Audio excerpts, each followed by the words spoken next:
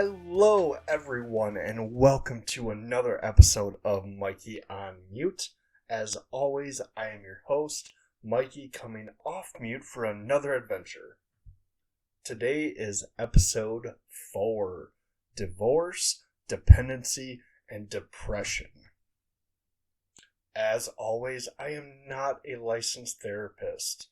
This is just a guy that's speaking out what happened to him from his own perspective, get some things off my chest, open up that conversation, breaking that stigma. Please look for local resources, find a therapist, get yourself some help, and make sure we are not letting these things go silently.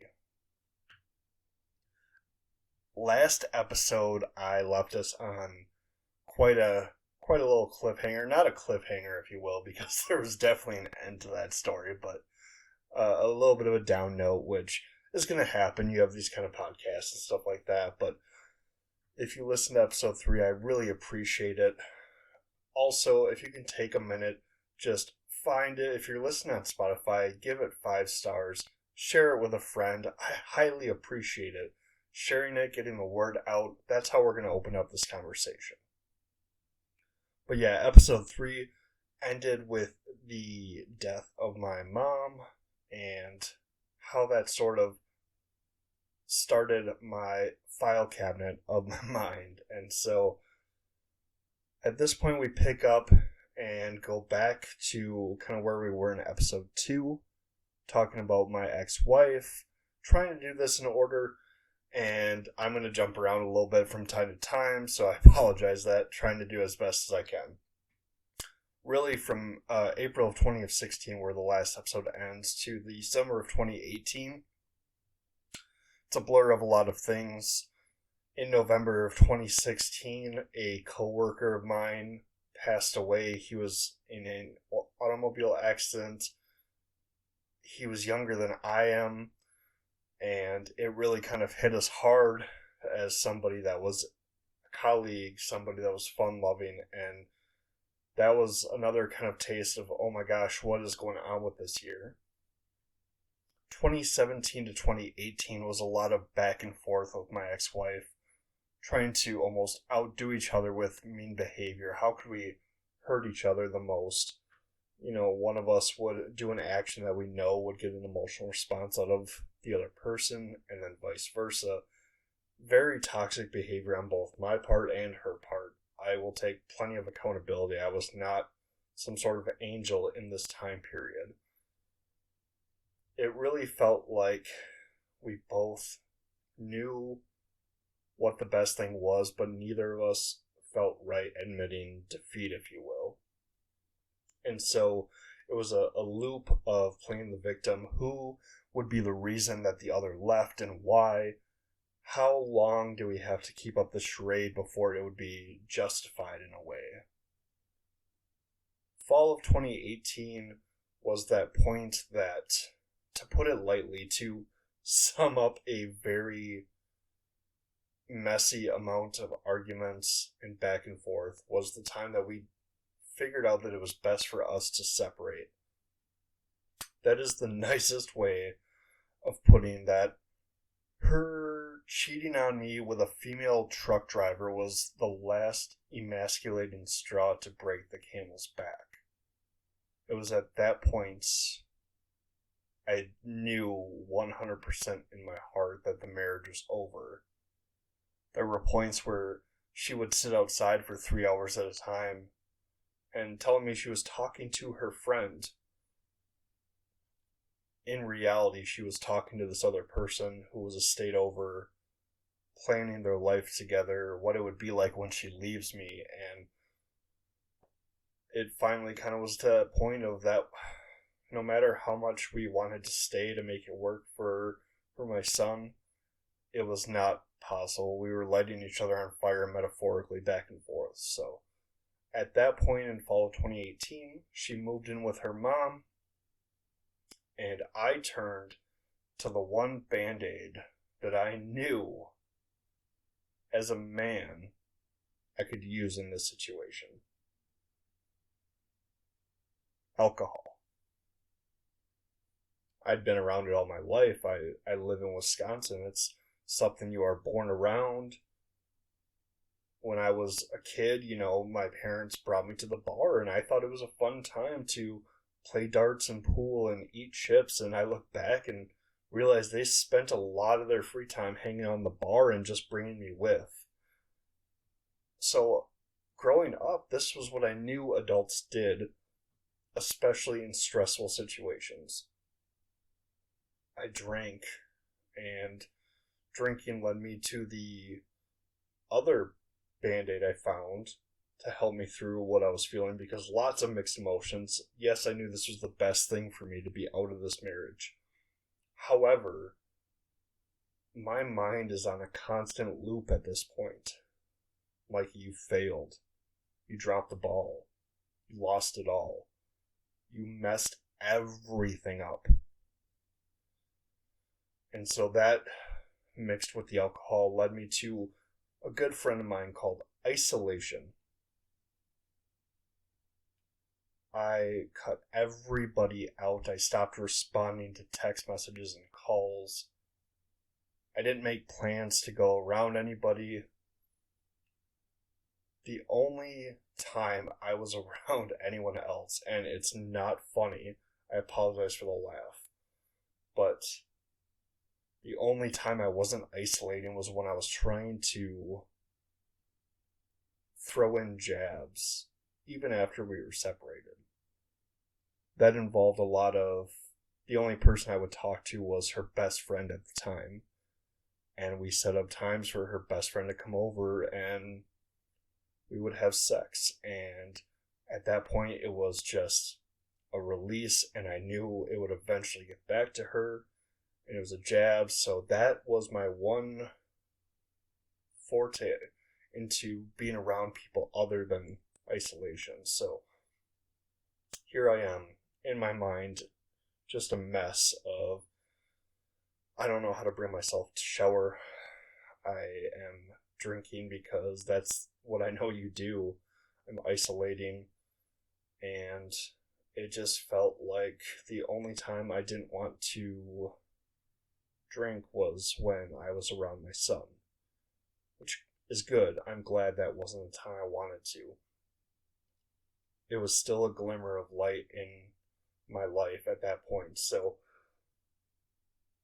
most days when he was around, it was good, except for this one day, and I remember it. We're watching a movie, and just, it's a great day. Like, work went well. I'm in a good mood. We're watching a movie. I had made dinner, and I think it's going to be one of those nights that, hey, life is really, really going in a better direction, and I should be excited about the future.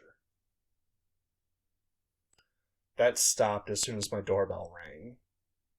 Very strange, because not only was I isolating from everybody, but most of the time no one came to my door anyway.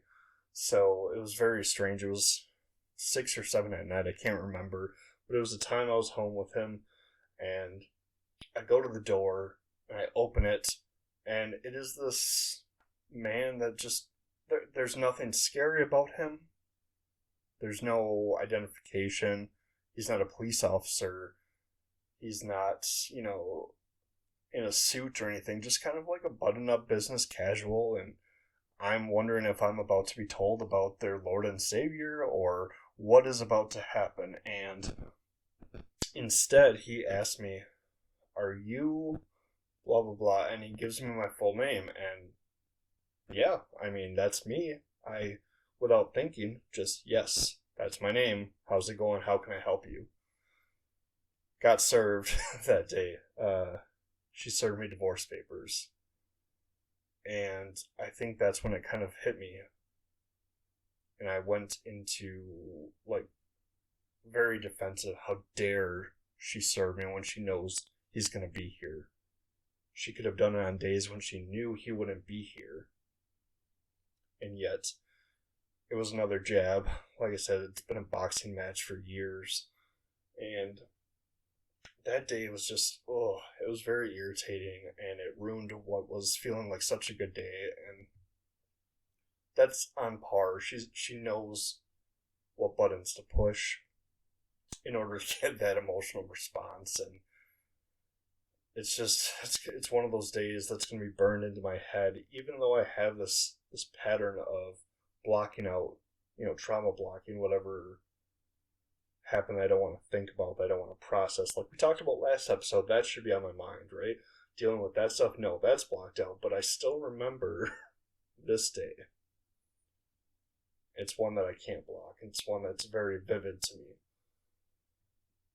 And like I said, just that weird innocence of that person, and I don't blame them, that's their job. It's their job to serve people. But I guess I just expected someone more intimidating. I don't know if it's movies or media in general, or society, but it wasn't like a sketchy parking lot that we met in. It wasn't anyone that was going to beat me up or threaten me. Just a normal looking person in business casual clothes that showed up to my door and completely ruined one of the best days I had at that point. I say it's a blur, and it kind of continues to be a blur as we fast forward to 2019. I'm still coping with my emotions by not going to therapy, by drinking, isolating. And I decide that I need to network. Not for the reason that you would think, though. It wasn't to reach out for a support system and find others that might be going through things. I wanted to network because I needed some external validation. I was feeling very lonely by my own doing with the isolation and going through the divorce, and every day was just another process of you messed up, drink, and the circle never ended. So I needed something else to get me going, to keep me going, if you will. I had my boys.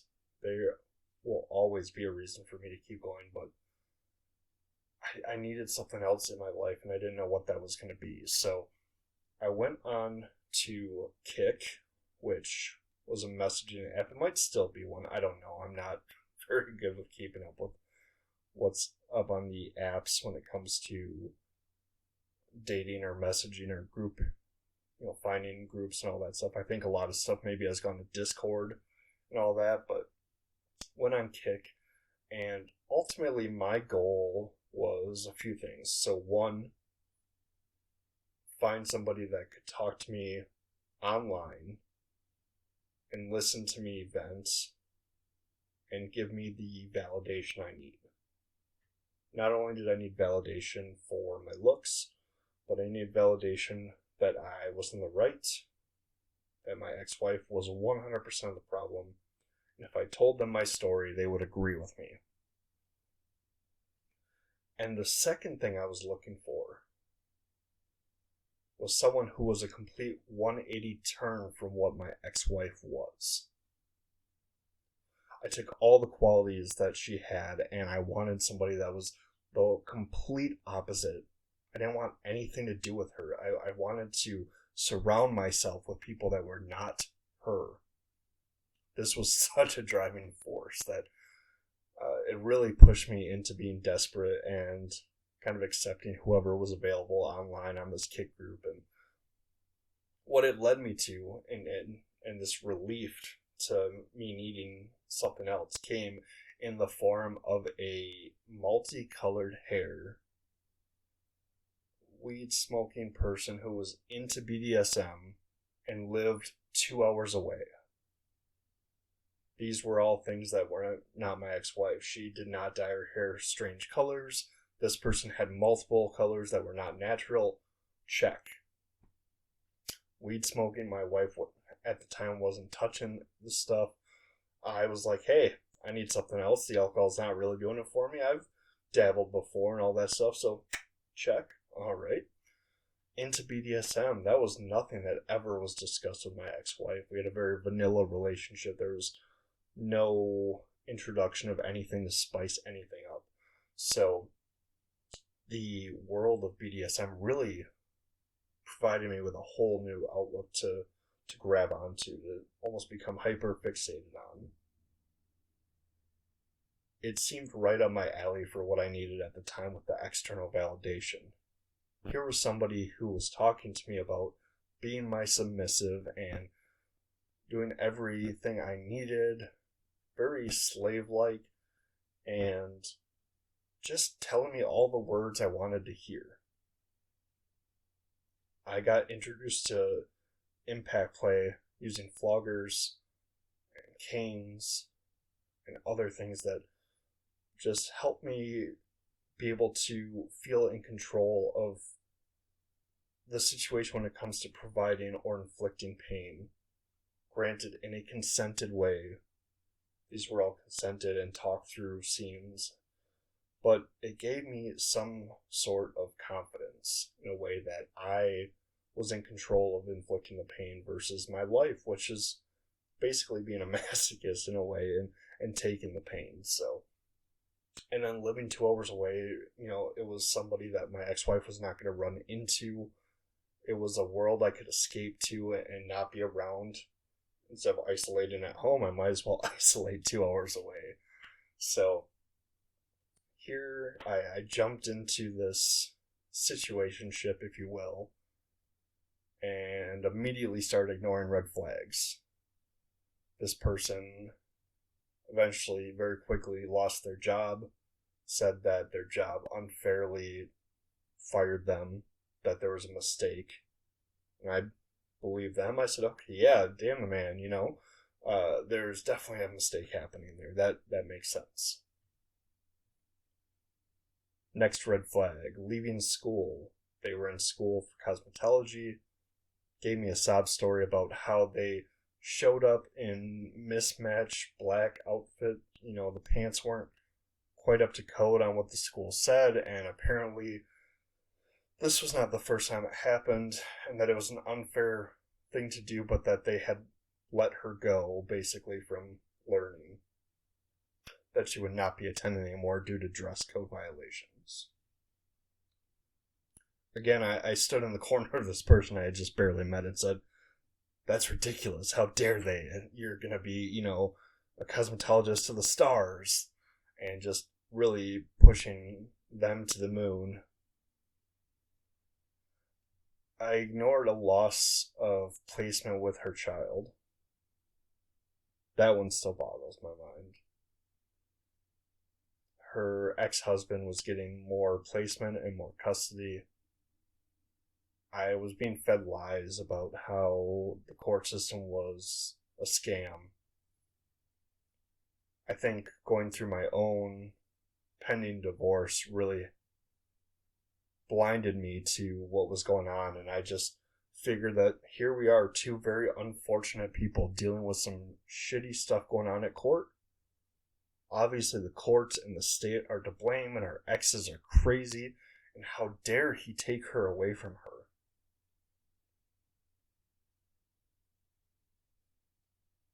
At this point, I am supporting this person's dreams and belief as far as pushing them to the moon. I'm ignoring every red flag possible.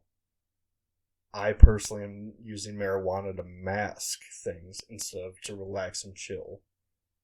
I think there's a very responsible way as an adult to use cannabis. I think there's a lot of benefits in different ways.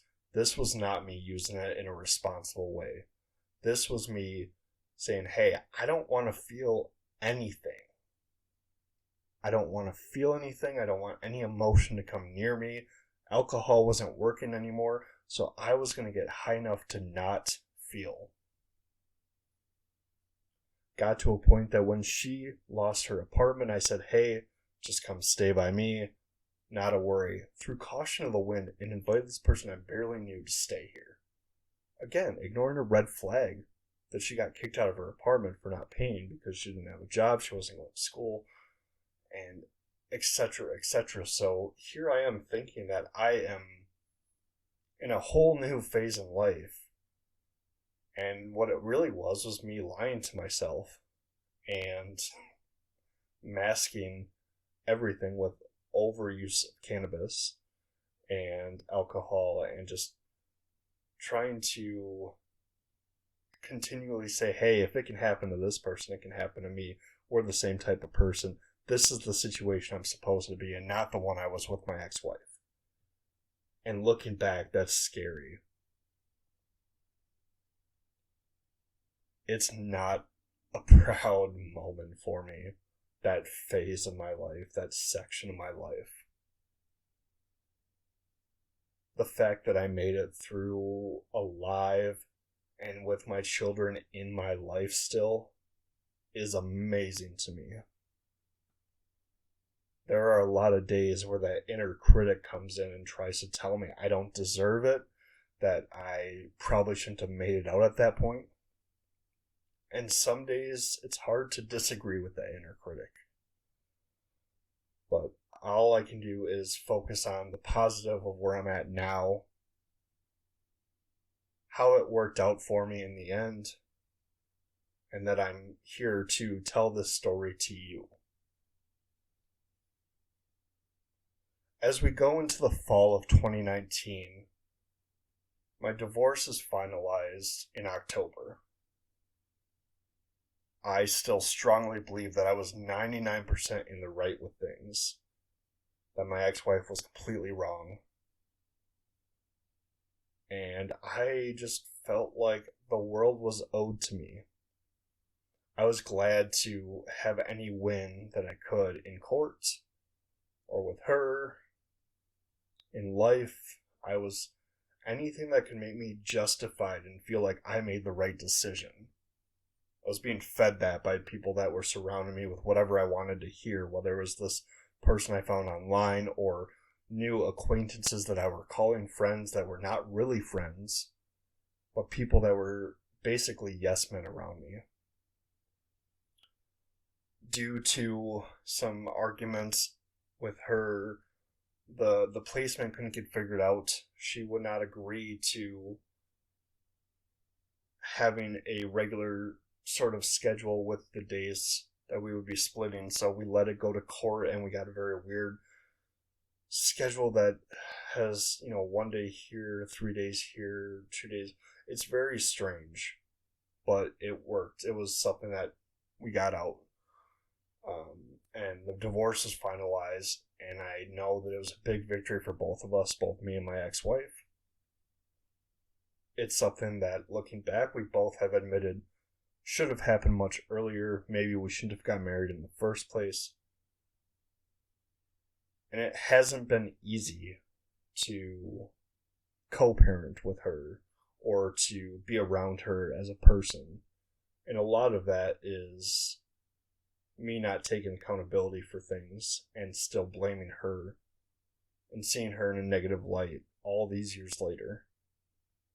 It's hard for me to admit that I have a lot of bias and most likely have just written her off as the villain in a lot of things. I know I did at this point in my life for sure. So it's 2019, divorce is finalized, I have become a shell of a person. While I should be super happy that I am legally separated and divorced, I'm just kind of there. I'm high most days, less when the boys are around me, but other days I am beyond high just to not feel anything. Didn't really make a lot of plans that didn't involve just working or being high or sleeping.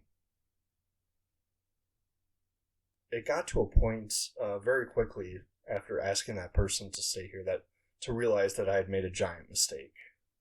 That this was not somebody that I wanted to be in my life or around the boys' lives. And even though I was masking with things, it still hit me that I needed to do something. And so I tried to set boundaries with this person. I tried to have a talk because I thought this person is not like my ex-wife. I can talk to them in a regular way and they'll understand and things will work out. And I thought I could use I statements. I didn't know they were I statements at that point. But I thought I could talk things out and that it would go through. And instead, I was met with anger. I was met with yelling back at me. Trying to set boundaries led to me having to try to get her to leave. I called the police and said, "Hey, I no longer want this person here. This was a bad idea," and was basically told by the police that since I had invited them to stay, that they couldn't remove her. She would have to leave on her own. She hadn't done anything illegal, so that was a brick wall. Calling them led to more yelling. How dare I call the police on them? And so it was this vicious cycle of yelling and smoking to deal with that, and then yelling because we were both high, and then passing out and half making up because we were so out of our minds, and then just more fighting, and I'm exhausted just telling the story. At this point, weed's not enough, and I am asking acquaintances for something else, and it turns into pain pills. So I go from alcohol to weed to pain pills, and something to take the edge off, something to not feel. And so here I am making up injuries or exaggerating injuries or what's going on to be prescribed pain pills because I needed something. I needed to stop feeling it. And what it turns out I was doing was I was avoiding feeling emotions. My body was trying to tell me things and trying to warn me and give me those emotions, but I didn't listen. And I put everything in that file cabinet that we talked about last episode, right next to all the stuff about mom, and I didn't process anything, and I was masking, and all of this leads us to the next major milestone in my journey. April of 2020. The next episode is going to be triggering for a lot of people. I'll give a trigger warning at the beginning. But this moment in my life was huge for personal development, for understanding what was going on in my head, for my mental health journey, and to kickstart me actually reaching out for help. The next episode, to give you a quick glimpse, April of 2020 is when everything changed. That's the moment I'd reached a point where I said, I don't think I can handle being here anymore. And I hit the lowest point I've ever been in my life. And it's not easy to think about. It's not going to be easy to talk about, but it's important. It's a big part of it. And until I come back to tell you that story, this is Mikey going back on mute.